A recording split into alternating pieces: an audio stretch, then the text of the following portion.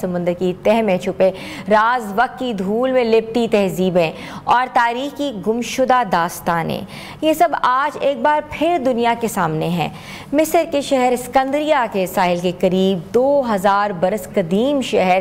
کیونیپس سمندر سے دریافت ہوا ہے، ایک ایسا شہر جو اپنی عظمت کے دور میں علم، فن، تجارت اور عقیدے کا مرکز تھا، مگر قدرت کی بے رحمی نے اس سے نگل لیا۔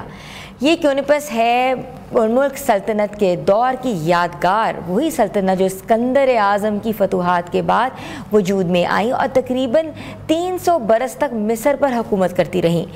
مورخین کہتے ہیں کہ یہ شہر مذہبی اور ثقافتی لحاظ سے بے حد اہم تھا۔ یہاں یونانی اور مصری روایات کا ملاپ ہوتا ہے، مگر پھر زمین لرز اٹھی، زلزلوں نے بنیادیں ہلا دیں اور بڑھتے ہوئے سمندر نے اس شہر کو اپنی گہرائیوں میں دفن کر دیا۔ اس کے ساتھ قریب موجود قدیم بندرگاہ ہرکلین بھی انوئی نظر ہو گئی، اور آج صدیوں کے بعد غوطہ خوروں اور کینیز کی مدد سے جب ان باقیات کو نکالا گیا تو دنیا نے پہلی بار دیکھا کہ سمندر کی تہ نے کس طرح تاریخ کو اپنی آغوش میں چھپا کے رکھا تھا، اور بڑے بڑے جو ہے نا مجسمے، پتھر میں ڈھلے دیوتاؤں کی شکلیں، حکمرانوں کی یادگاریں اور فن تعمیر کی بے مثال جھلکیاں، یہ سب کچھ صرف آثار قدیمہ نہیں بلکہ ایک تہذیب کی کھوئی ہوئی روح ہے۔ مصری وزیر سیاحت انور داد شرف اندھی نے اس موقع پر کہا کہ سمندر میں اب بھی بے شمار خزانے دفن ہیں، لیکن سب کو باہر لانا ممکن نہیں، صرف محدود باقیات کو ہی دنیا تک پہنچایا جا سکتا ہے، یعنی تاریخ کا بڑا حصہ اب بھی سمندر کی گہرائیوں میں وقت کے محاذ کے طور پر سویا ہوا ہے۔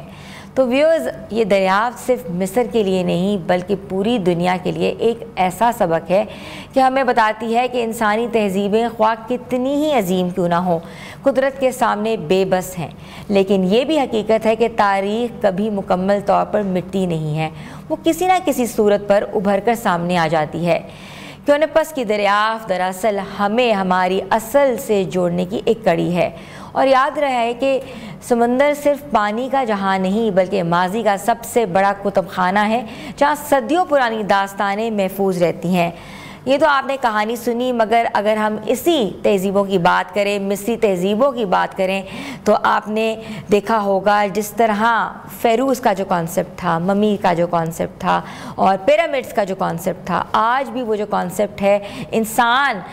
کی سوچ سے بہت بالا تر ہے، کیونکہ انسان کی سوچ نہیں جا سکتی کہ جب مصر جائیں اور بڑے بڑے پیرامڈس دیکھیں تو یہ پیرامڈس کیسے بنائے گئے۔ آج بھی جو یہ مما ہے، یہ حق کہتے ہیں نا کہ یہ حل ہی نہیں ہو پایا کہ پیرامڈس کی انسان کی کاوش تھی، انسان کی کہتے ہیں نا کہ دریافت تھی، انسانوں نے بنائے تھے، کہ یہ کوئی خدا داد صلاحیتوں سے تیار ہوئی تھی۔ تو ایسی تہذیبیں جو ہوتی ہیں نا، وہ کچھ نہ کچھ انسان کے لیے ایک ریسرچ چھوڑ جاتی ہیں، جس پہ کتنے سال لگ جاتے ہیں اس ریسرچ کو کرتے کرتے، اور کتنی پیڑھیوں کے بعد کچھ چیزیں جو ہیں وہ سامنے آتی ہیں، چاہے وہ کہتے ہیں نا کہ فنون لطیفہ ہو، چاہے وہ آپ کی ہسٹری ہو، چاہے وہ آپ کی تہذیبیں ہوں، یا ہسٹری کا ایک بہت امپورٹنٹ چیز ہو۔ تو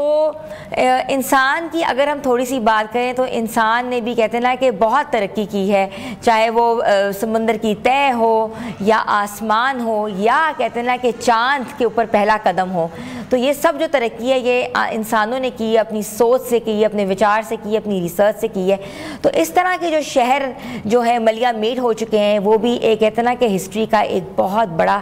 حصہ کبھی رہے تھے۔